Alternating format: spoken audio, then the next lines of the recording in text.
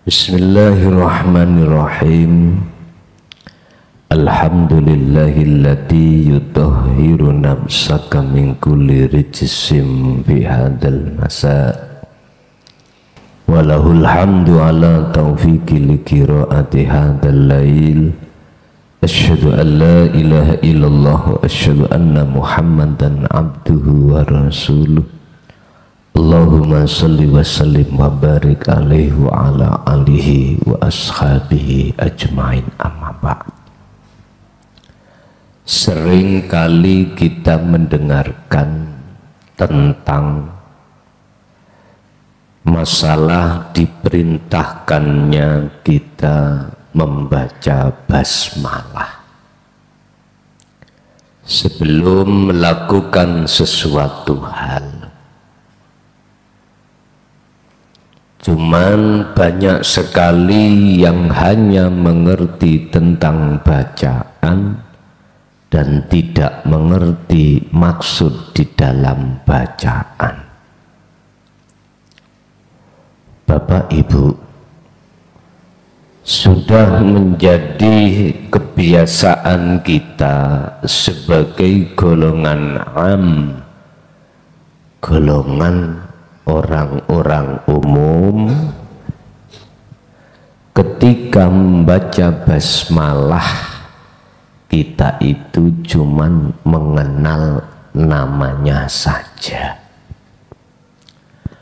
sehingga tidak bisa tahu dan mengenal mausuf di dalam sifat Rahman dan Rahim. Sehingga ya dapatnya ya cuman baca saja. Itulah yang dimaksud golongan orang-orang ketika saat di dunia, lebih-lebih di akhirat, hanya mendapatkan Ar-Rahman, yaitu sesuatu anugerah Allah yang diberikan terhadap hambanya yang berkenaan dengan kebutuhan dunia atau jasmani. Sementara kebutuhan rohani yang Allah siapkan, kita tidak akan dapat mendapatkannya, ndak. Karena persoalannya kita itu hanya membaca basmalah cukup di lisan, sedangkan dalam hati kita gak paham. Oleh sebab itu, dalam materi pada malam hari ini kita akan membahas tentang bagaimana cara menerapkan basmalah ini di dalam kehidupan sehari-hari, sehingga secara kebutuhan jasmani itu Allah berikan, juga kebutuhan rohani ma'rifat pada Allah itu terjadi. Piye carane, bagaimana caranya bismillah ini terjadi di dalam kehidupan sehari-hari. Qala musannifu rahimahullah, faslun utawi ikilah fasol iku kaifiyatu tatbiki bismillahirrahmanirrahim, cara nerapake bismillahirrahmanirrahim fil hayatil yaumiyati ing dalam kehidupan sehari-hari. Wa nahnu lan utawi kita iku na'lamu ngerteni sapa kita, ngerteni anna wara'a sifatir rahmanir rahim, ing sak temene di belakang sifat Rahman Rahim iku laisa ora ono apa sifat iku isman cuman nama, tidak.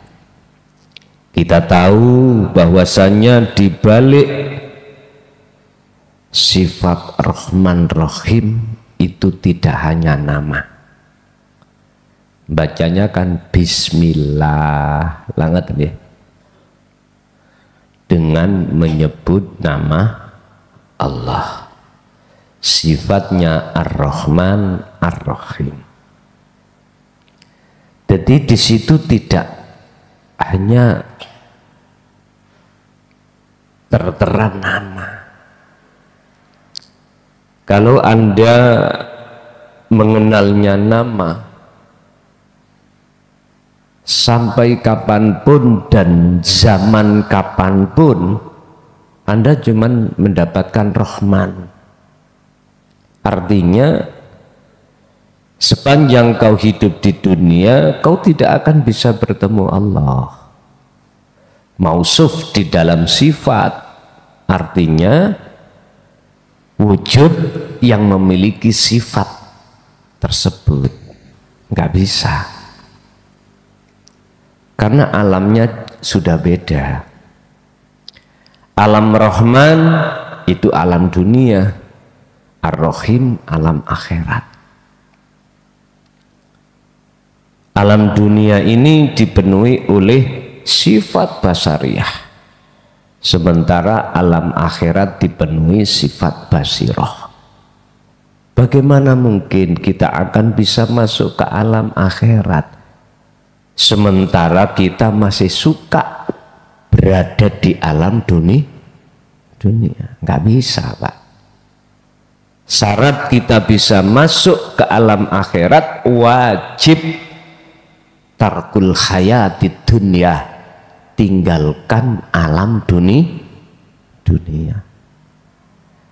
Rasulullah ingin ketemu Allah di Sidratul Muntaha, wajib beliau melakukan satu perjalanan Mi'raj, meninggalkan alam dunia. Cara jenengan wajib kholwat. Saudara saya di dalam kejawen wajib meditasi, wajib sholat daim, wajib jenengan bertapa. Topone iku di tempat nggon rame ataupun di tempat nggon sepi. Udah, niku nggak bisa ditawar lagi, Pak. Wa nafnu a'lamu na'lamu iku laisah, ora ono sifat Rahman Rahim iku isman nama, tapi bal wujudan, balik di dalamnya itu ada wujud, lahu iku tetap gede wujud, ismullahi, kita namakan nama Allah. Iki wong Islam. Di balik Ar-Rahman Ar-Rahim itu ada sesuatu yang wujud, yang umat Islam ini menyebutnya nama Allah. Yang menjadi ironis, Bapak Ibu, umat Islam itu cukup berhenti, sudah puas kenal terhadap Tuhannya sebatas nama. Sehingga di mana-mana ditulis di rumahnya Allah Muhammad, ya kan? Di masjid Allah Muhammad, musola Allah Muhammad. Cuman yang pasar tok enggak? Pasar. Nek pasar nang Jombang iku an-nadofatu minal ngiman, kebersihan sebagian daripada Jombang. Jargon Jombang kan ngoten. Bapak Ibu hadirin, kalau jenengan kali kula niki sudah cukup puas kenal Tuhan itu nama, bagaimana mungkin Anda akan tahu yang memiliki wujud nama itu? Enggak mungkin. Makanya mengapa Allah menyuruh Muhammad ini membawa risalah dinut tauhid atau dinul haq. Inilah maksudnya supaya kita sebagai umat Islam, khususnya umat manusia pada umumnya, biar kenal Tuhan itu sampai yang memiliki namanya, yang kami sebut sebagai lahu wujudan. Hati wujudnya. Bapak Ibu hadirin, hanya lewat taklimu dinut tauhid inilah kita akan dikenalkan, akan diajak, akan dipahamkan tentang masalah siapa sebenarnya yang memiliki wujud di dalam Ar-Rahman dan Ar-Rahim. Wahadzal wujudulan utawi ikilah wujud sing dimaksud wujud niki wujude Allah, wujude Tuhan. Al-Hakimu sifate kang kuwasa ala kulli syai'in ing atase nguasani ing atase saben-saben perkara.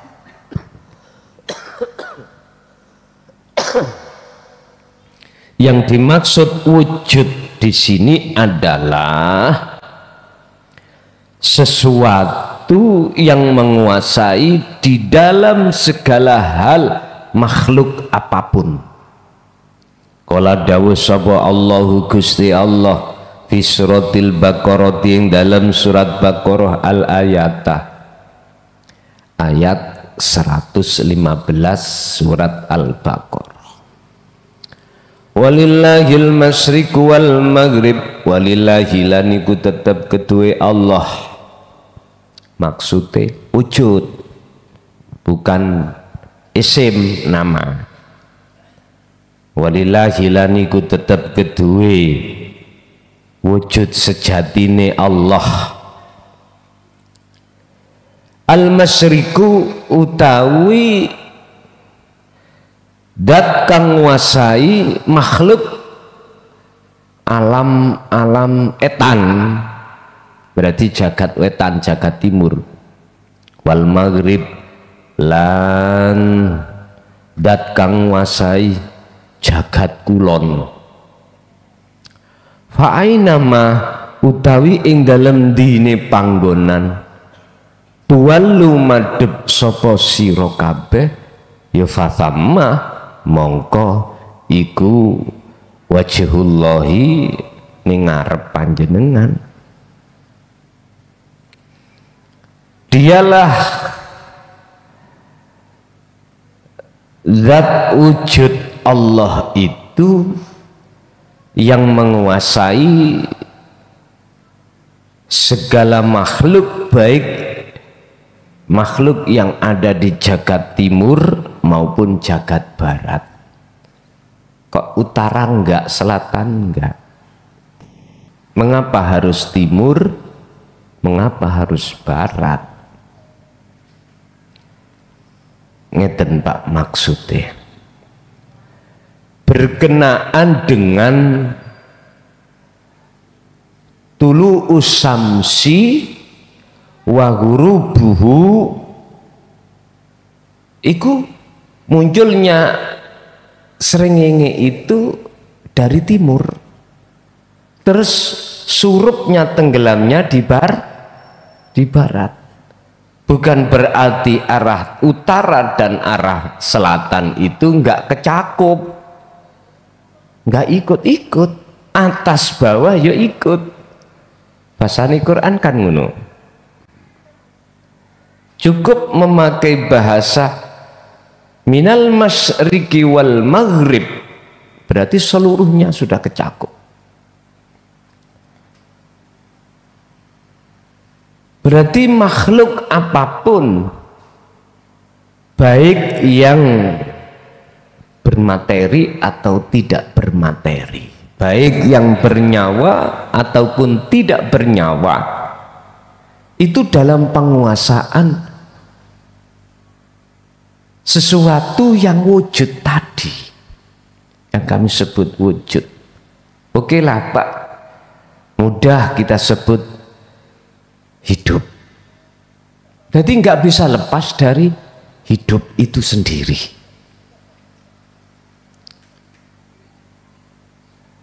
Artinya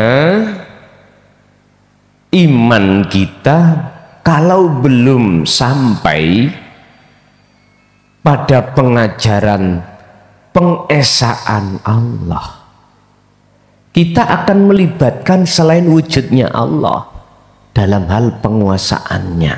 Contoh, pagi matahari bersinar, yang tadinya itu malam serasa gelap, ketika pagi munculnya matahari terasa terang.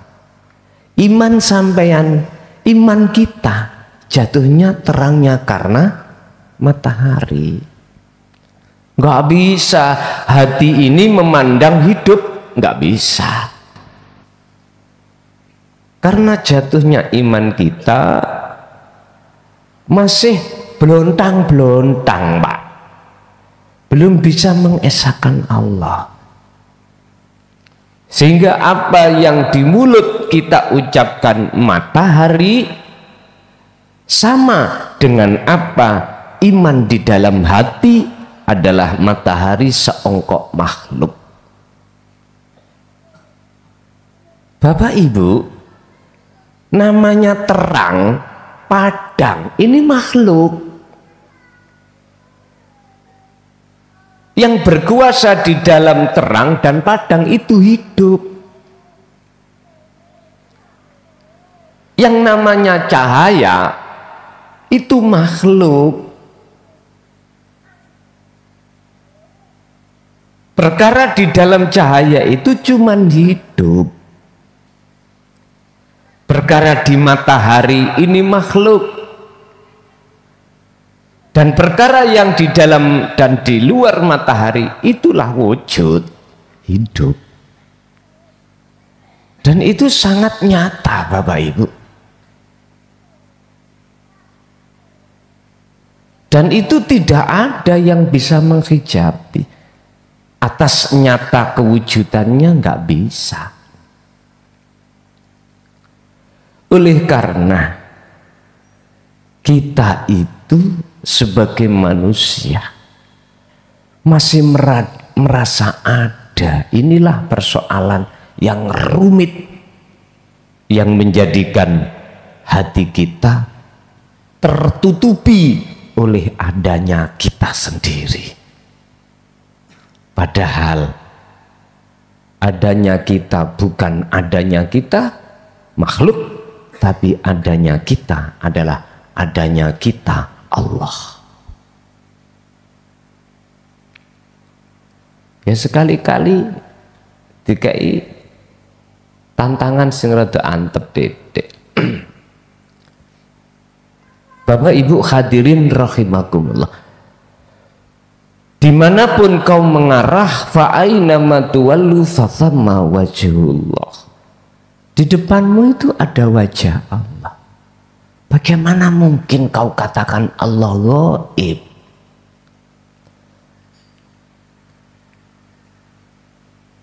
Lawang di dalam, di luar, di kiri, di kanan, di bawah, di atasmu itu wujudnya Allah. Bagaimana mungkin Allah kau katakan itu samar? Lawang nyatane dirimu itu nyatane Allah kok. Nyatane wujud makhluk itu nyatane Allah kok. Wis ta, aku nek mikir cara wong iki ngarani Gusti Allah samar, ndasku lho butak dhewe. Mane gelek tak mek-mek ngeten. Ngeluh dadine. Apalagi kalau sudah bantah-bantahan. Bantah-bantahan. Mending tak tinggal turu, tak kau ndas elu weteng anas wis terus no dhewe. minggu jange mancing gak sido mancing. Sakno ya an kanca-kanca. Arek cilik-cilik iku wis nagih terus. Yo budal dhewe mbek wae pret ngono. Mboten ya wis. Bon. Innallaha satemene Gusti Allah iku wasi'un, sifate kuwi kang luas, alimun tan ngudaneni atau maha mengerti. Jadi nggak bisa dibatasi Allah itu. Innallaha wasi'un, tidak bisa kita batasi.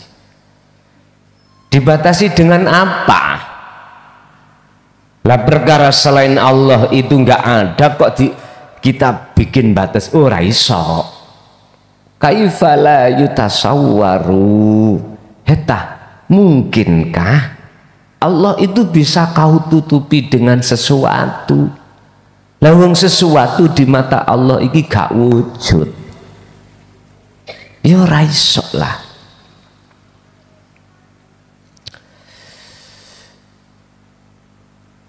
Wal khasiru utawi wong sing rugi. Wis. Cuman tak eling tok jenengan iki ning dunya iki mung oleh rahmani engko akibate piye, sekedar tak ingatkan aja. Jikalau Anda percaya monggo, ra ya ra apa-apa.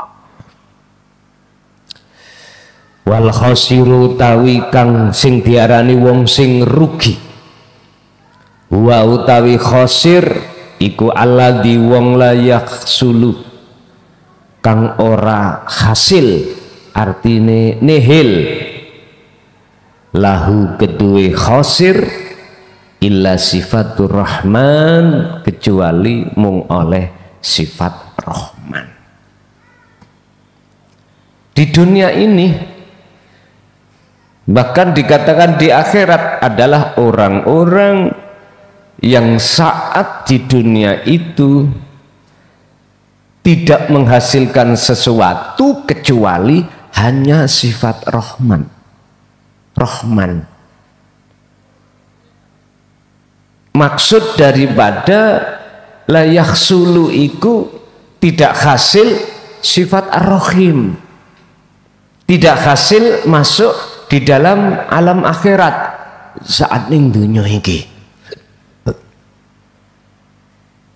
Jenengan tidak mau tinggalkan alam dunia untuk masuk ke alam akhirat di dunia ini, gak mau. Akhirnya dikatakan la yakhsulu illa rahman, kau hanya mendapatkan rahman, yaitu kebutuhan jasmani. Nek kebutuhan jasmani patrai sebagai manusia kita, yo siapa Pak yang mau meninggal? Nggak mau. Sifatin yang dunia iki ya yes enak-enak ambek perkara kebutuhan dunia. Pingin sehat terus, pingin ekonomi ini apik terus, pingin garwane apik-apik terus, pingin apapun jaluknya bagus-bagus terus. Tapi dia sadar atau tidak sadar, semua itu wajib kau tinggalkan. Secara fisik, kalau kau sudah menemui waktu yang sudah Allah janjikan, yaitu kematian, pasti semua tinggalkan. Pengikut yang ribuan kau pasti tinggalkan, dan mereka tidak bisa menolong sedikit pun padamu. Istri-istrimu, anak-anakmu, harta-hartamu, jabatanmu, kemana larinya semuanya itu? Ini yang kumaksud orang yang merugi. Orang yang merugi adalah orang saat di dunia hanya mendapatkan Ar-Rahman, sementara Ar-Rahim dia jauh. Orang yang hatinya masih tetap suka berada di alam dunia, tidak mau masuk ke alam akhirat. Wal qalbu, dan hati yang seperti ini Bapak Ibu daiman halilanggeng, wal qalbulan utawi ati sing seperti ini maksudnya daiman halilanggeng iku muta'alliqun, mesti gumantung bergantung apa ati bi ghairil maujudi kelawan sakliyane perkara sing wujud yaiku Allah. Artinya hati yang seperti ini hakikatnya itu aslinya dia itu hanya bergantung pada makhluk. Yang dimaksud bi ghairil maujud yaitu ai al makhluqat, yang disebut beberapa makhluk. Dia bergantung ke makhluk. Padahal sudah kami katakan makhluk siapapun itu malakum dzarrau wala naf'an, nggak bisa nolongi dirimu.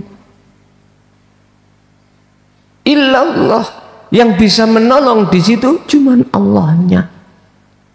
Berhubung kita itu kenalnya Allah sebatas nama, ketika Allah menolong terhadap diri kita diwujudno makhluk, hati kita bersaksi pada makhluknya.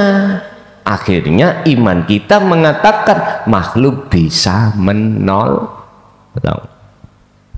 Ini yang menjadikan jatuhnya iman kita itu di tempat syirik khafi ada di sini. Terus bagaimana kita bisa lepas dari itu? Ya masuk bersaksi menyang urip dalam orang itu. Sebab tanpa wujud sejati dalam diri seorang itu yaitu Allah, nggak akan mungkin akan terjadi pertolongan ini. Itu cara untuk Anda bisa masuk ke alam akhirat. Tapi nggak mau mereka. Bahkan yang mereka unggul-unggul no obo mak, boy, jabataku, dunyaku, anakku, pengikutku, mobilku, apapun, wis ngelompok ning jero ati gini. Makanya mati nih gak beres iki yang ngono gini. Nggih, mboten saged beres mati niku. Walaupun secara jasmani waktu sholat sujud mate mboten beres. Nek menurut pandangan syariat husnul khotimah, tapi pandangan hakikat suul bos. Makanya saya katakan tidak gak beres. Pun fasaidu mongko anapun utawi fasaidu mongko utawi wong sing diwastani wong sing bejo, wong sing beruntung. Lah iki yaiku man wong khasola kang hasil iku lahu tetep keduwe man apa sifatur rahim. Nah niki alam akhirat ini sifatur rahim itu adalah alam akhirat. Yang dimaksud orang yang beruntung adalah mboten beruntung anu lho ya, pedot kabeh ini mboten. Orang yang bahagia, Sa'id, adalah orang-orang yang sudah mencapai tingkatan makrifat, atau orang yang sudah masuk di dalam alam akhirat ketika saat di dunia. Itulah yang kumaksud sifatur rahim.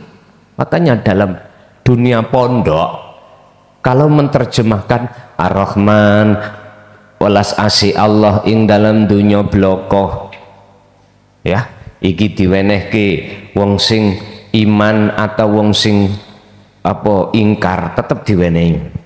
Tapi Ar-Rahim yaitu kasih sayang Allah hanya diberikan oleh orang-orang mukmin saja, ai al-akhirah ning akhirat bloko. Tapi gak paham jabarane Ar-Rahim iku sesuk ning dina akhirat lah ngoten nggih. Wadohe cak. Lha ning dunya Gusti Allah kengken madosi kok. Kalih ana negeri akhirat. Wabtaghi fima atakallah daral akhirat. Carilah negeri akhirat yang sudah aku siapkan ini. Al-Qasas 77. Iki perintah, Pak. Berarti ketika saat Allah memerintahkan jenengan, sesuatu yang diperintahkan itu sudah disiapkan. Akhirat itu besok. Ya Allah, cukul batumu iku mbok ya urek ana titik pokoke cek rada blong, lho ngoten lho.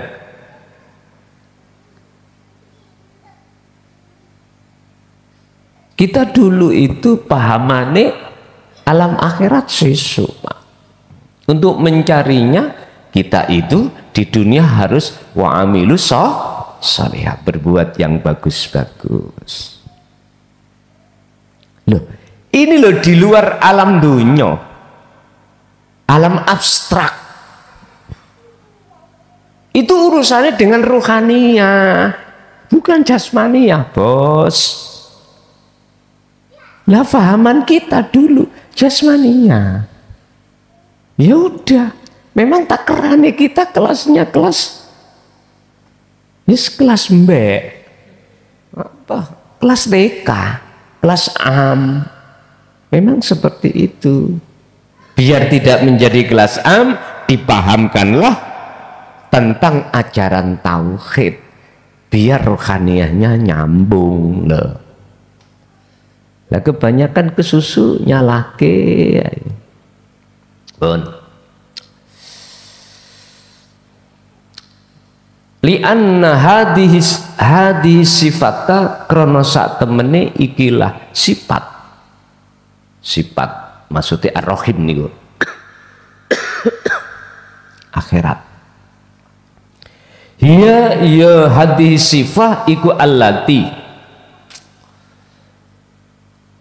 tu'allimu kang ngajarake opo alati, maksudnya ya pelajaran di dalam alam akhirat itu ngajarake arroha ing ruh tentang opo kanggo ngajarne mung situ liko Allahi ing piye carane balik lan ketemu Gusti Allah. Makanya Pak, ning Jawa niku wonten ajaran sangkan paraning ya niki sudah benar itu miturut Qur'annya.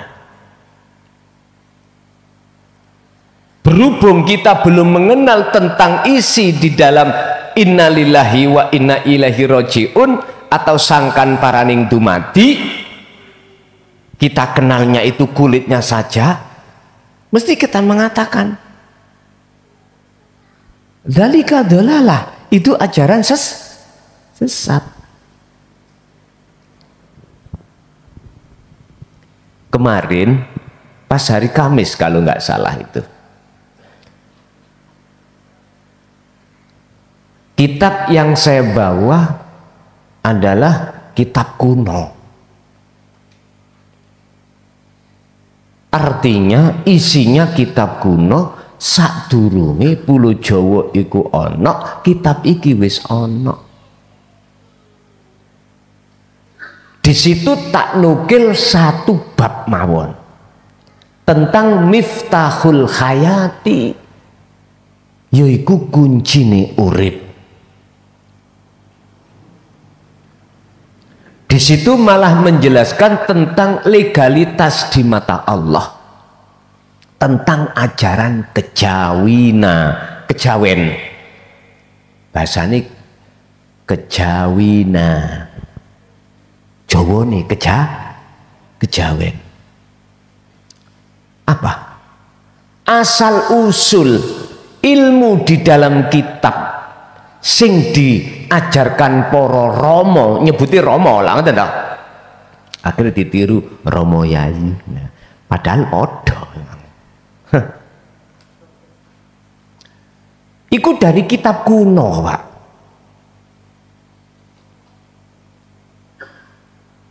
Sing tak maksud kitab kuno, kitab sing murni khusus wahyu-wahyu tentang dinul haq, dinul tauhid. Bahasa Qur'annya, bahasa Islamnya, ikulah Al-Qur'anul Qadim. Lah kita pahami lewat bayang-bayangi Al-Qur'anul Qadim yang disebut Al-Qur'anul Karim wis kemelawelet. Tahu kemelelet? Melinti. Ya tak kok asli ini yang mana gitu loh. Dulu sampean waktu zaman mungkin SD sampean kali kula atau madrasah. Iya. Kita nek ketemu pelajaran nih kalau Pak, ilmu kesenian kalau lak wonten blat-blatan no, iling amen. Jadi ono kertas kosong ning kene iku ono gambar diblat. Paham nggih? Berarti pelaku ning jenengan ya anu.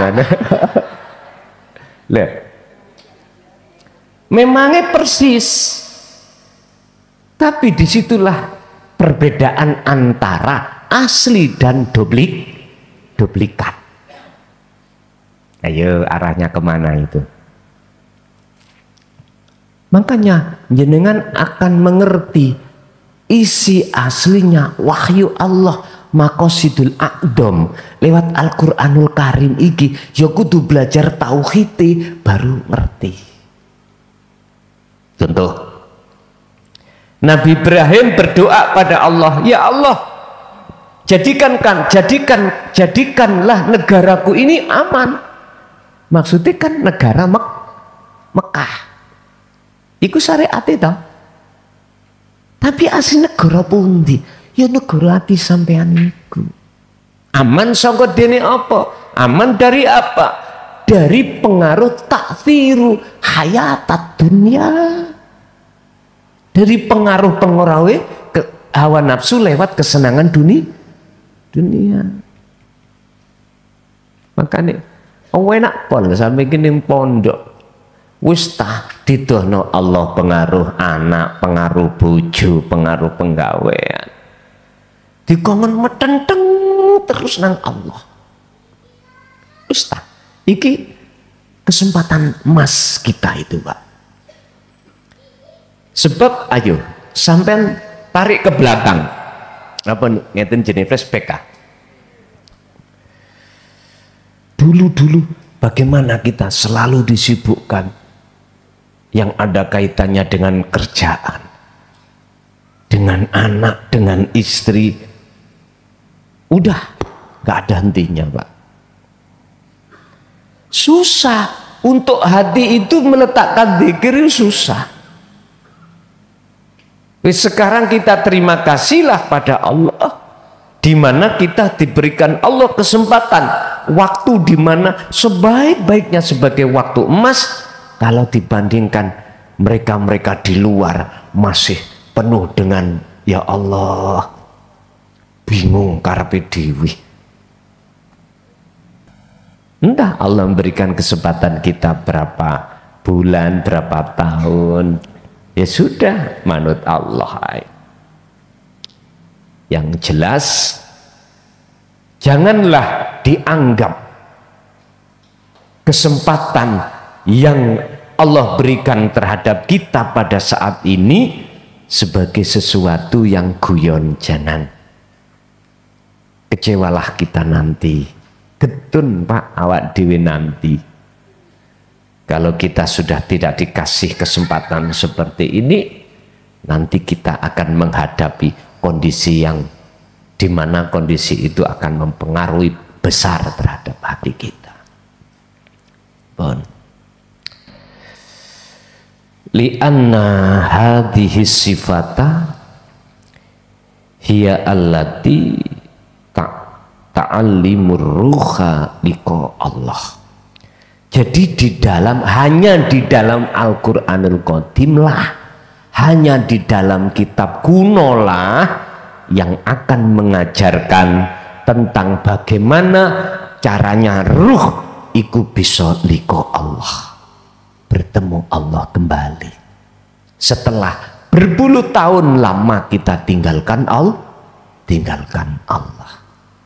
Atau dalam arti gini, iman kita Pak sudah terlalu lama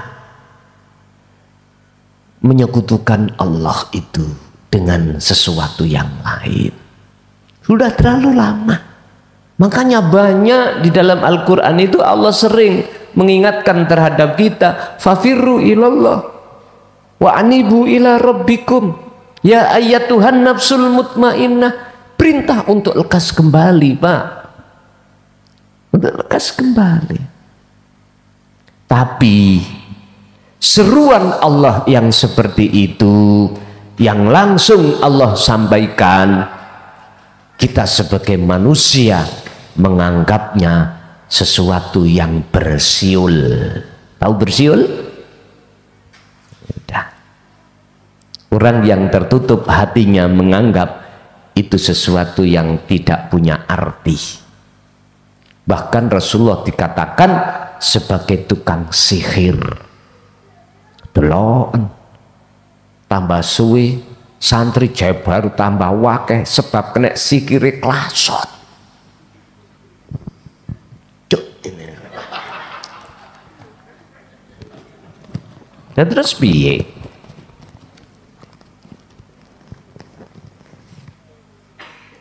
Terus memang gitu, Pak. Nah terus dikatakan gimana? Terus memang takerane ada di situ iman ini. Imannya seperti itu. Saya sendiri juga begitu. Satu sisi bahasa hablum minas saya tak maklumi pindone yes muga-muga kuwi sadurunge pati wis isok bali nang Gustimu. Ngoten lah.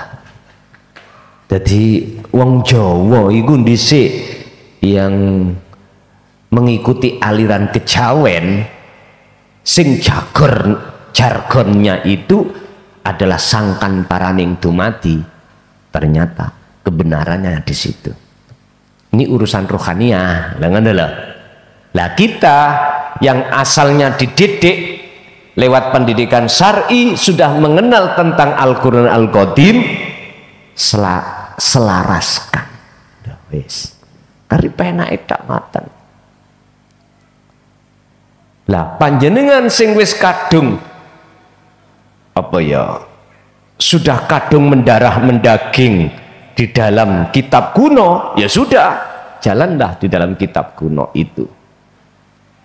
Sing penting sadurunge sebelum kau meninggal, rohaniahmu itu sudah masuk alam akhir.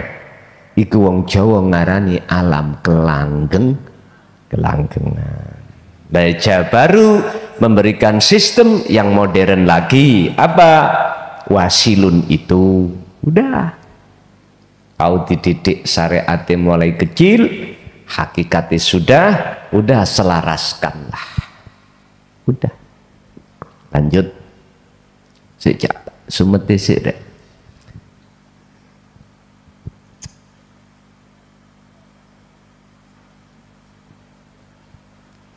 Arep tak jak mancing dina Senin Selasa kok cik pantes sih. Padahal benjing ben kalau free gak ngaji nang jopo. Tapi sakno arek do kerja. Bon. Al khulasatu utawi ringkesan. Idza kana tatkalane ana apa kalbuka ati ira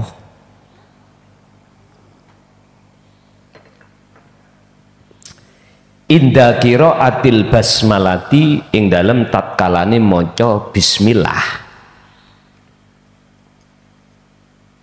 iku muwajihan madepe ati sira lil makhluqat maring makhluk. Berarti jenengan contoh bismillahirrahmanirrahim muga-muga tujuanku hasil iku berarti madhep makhluk. Ati sampean ngadep nanggone hasilnya maksud berarti iku makhluk.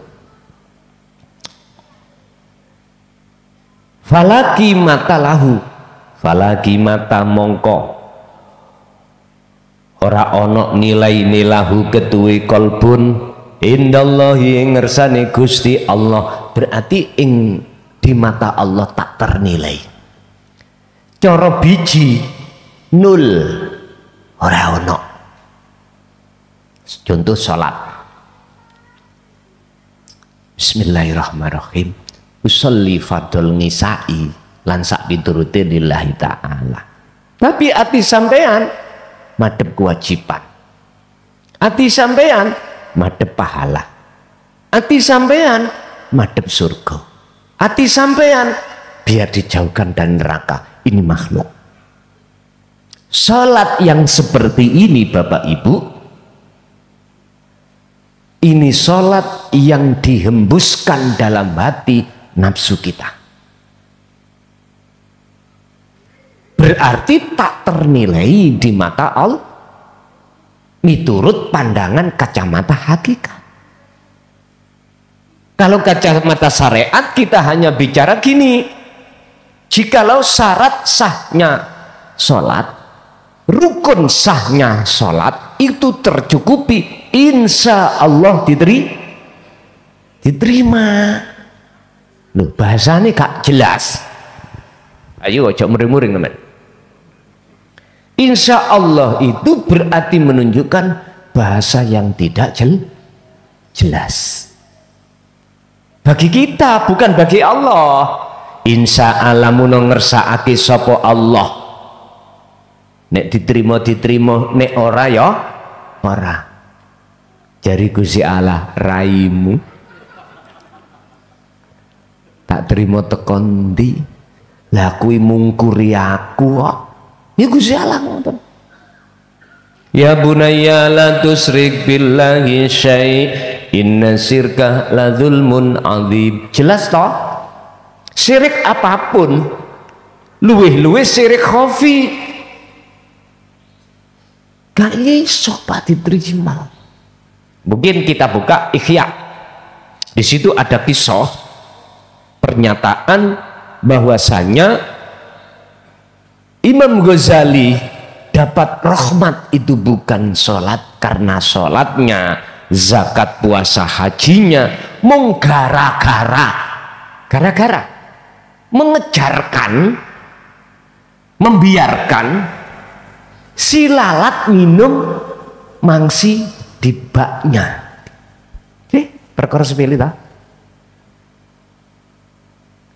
Tapi pun disimpulno salate beliau gak diterima, ojo ngono, Pak.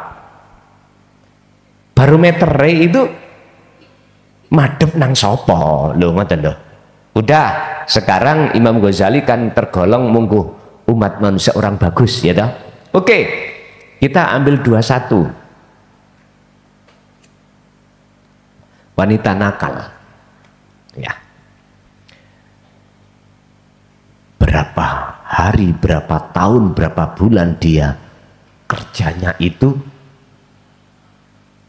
melayani lelaki hidung belang. Tapi mengapa dia dapat rahmat? Sepele, hanya gegara ketika dia mau minum, mengambil air, ada seekor anjing itu yang juga kehausan. Dia mendahulukan anjing itu daripada dirinya sendiri. Ambillah sepatu untuk ngambil air, dikasihkan anjing. Pak, hewan yang paling setia itu adalah anjing pada tuannya. Iki duduk anjing sing gila lo ya. Anjing sing bener-bener anjing, dia itu pol setianya terhadap majikannya. Nyawa pun diberi. Karena apa? Dia tahu, dia yang kasih makan, dia yang kasih fasilitas. Ini anjing. Lebih baik mana anjing dengan kita? Ya, kita yang melayani, kita Allah. Semua apa yang kita butuhkan Allah siapkan itu. Bahkan urusan bernafas. Ya Allah ya Karim, manusia itu ulaika kal an'am balhum adol. Berarti masih mending anjing. Anjing satu sisi sifatnya adalah paling setia terhadap majikannya. Gak mungkin anjing itu sudah tahu si A yang kasih makan tiap hari, dia setia pada si B. Gak mungkin, tetangganya atau orang lain. Anjing aja tahu siapa masuk di rumahnya itu orang asing, dia tahu Pak. Itu anjing. Dia pasti terekam itu. Karena instingnya dia itu orang lain yang masuk di wilayahnya dianggapnya maling atau orang yang jahat. Anjing Pak ini. Nyawa pun dikasihkan Pak. Kemanapun majikannya inginnya dia ingin ikut ayo. Nyun sewu sampean ngerti kuda nih ya, sik kalah kadang-kadang ya dipencak. Nyun sewu kula ping 3 dhisik niku dirutuhno wis gregeten wis. Jamane sapa biyen niku? Pecok ayo. Pecok rambutan dhewe ngoten. Sebenarnya ada 4 dulu itu Pak. Ada 4, putih 2, terus merah sama hitam niku. Lah sing delodok dhewe iku laskar iku. Laskar iku sing ngerutun ping 3 lho. Masyaallah. Ya untung ae jare wong Jawa balung kula ni mboten retak. Ngaten pun. Kuda. Cuman kelemahannya dari si anjing itu, dari si syariat loh ya, itu kan termasuk hewan yang mempunyai najis mughaladzah. Kok umpama Pak secara syariat itu tidak ada itu, tak ingoni anjing kabeh gini. Nggih. Kok tidak ada pertimbangan hukum syariat? Karena setia banget niku. Daripada kucing masih setia anjing. Kucing itu nek mboten sampean biri po, nek bengi golek wedokan. Iya, golek wedokan.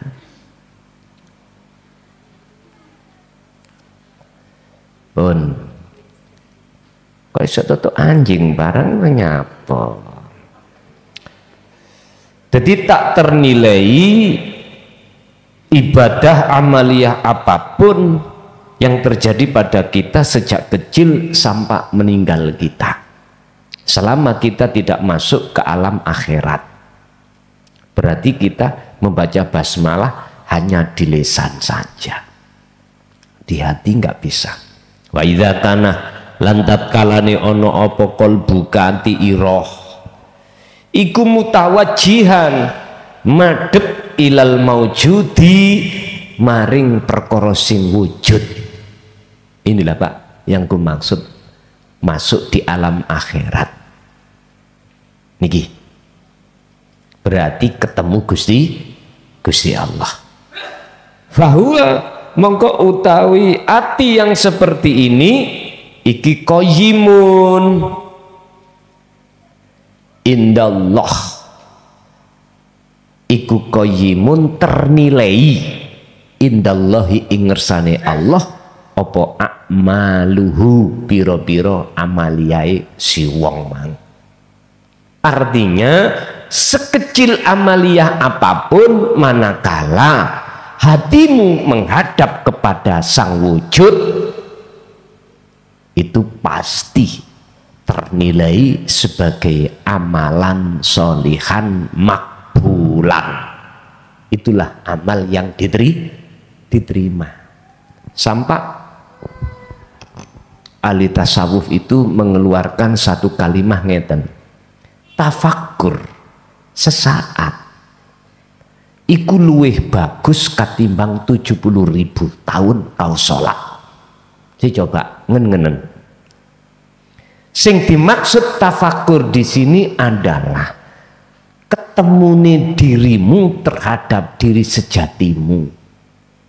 Ya urip iku sing tak maksud, wujude Allah. Ya niku makrifat. Lah isone ketemu diri kang sejati, dirimu iku kudu kok fanaan. Bisanya kau masuk ke alam akhirat, kau harus tinggalkan alam dunia.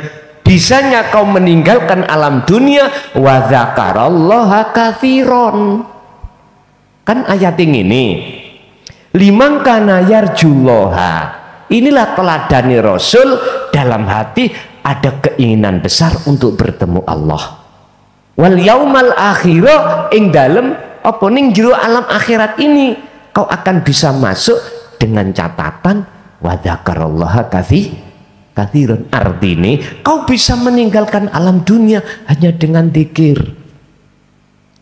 Zikir yang kumaksud di sini adalah kesadaran dalam hati lewat pangrasa yang sejatine dirimu makhluk itu la maujudan titis. Kalau iku wis mancep ning ati sampean disebut kefanaan diri, ya niku akan muncul wujud nyoto kang sejati, yaiku Allah Subhanahu wa ta'ala. Ini nek sik kurang cetha ya mbuh. Ayo golek ana keterangan ngene jaman sampean sadurunge tahun 2014 terhadap para romo, para masayih sing jelase koyo ngene angel. Karena saya sendiri ngalami koyo ngoten, Pak. Wis lah untung sampean urip di zaman sekarang itu. Ilmu itu dibuka sak gampang-gampangnya. Cuman nyun sewu lho ya. Prinsip wong biyen. Oleh karena carinya angel, dia akan memegangnya itu kuat. Lah sekarang cari ini gampang. Hehe. Bawa iyo gampang. Ojo sembrono. Ojo sembrono. Mestinya dengan mudahnya sesuatu yang kita dapatkan, kita harus juga memegang dengan teguh. Fakotis tamsaka bil urwatil wuthqah. Pegang teguh. Jangan bedakan dengan zaman dulu. Zaman dulu memang Pak, prinsipnya oleh karena carinya angel, dia ketika menemukan diman-man. Berarti diman-man apa bahasa Indonesia diman-man itu? Hah? Di hati. Iya di hati-hati Pak. Sampai nggak wani ngomong nang jopo. Digecoki rapet. Sekarang sudah Allah berikan seluas-luasnya dalam pengetahuan tentang ilmu ini. Maksudnya kalau sudah ketemu ya wis gecok ono rapet, ngeten dah. Bentuknya kita megang rapet, yaitu tadi wa dzakarallaha katsiran. Ingat, kita setiap saat dan setiap detik nafsu itu akan nyiprati perkara dunya dalam hati. Apa nyiprati? Membisikkan apa di dalam hati tentang najisi hati. Makanya Gusti Allah berkata, fasabbihu bukrata wa asila. Sucikan selalu, baik siang maupun malam, dengan cara berzikirlah dzikron katsiron. Al-Fatihah.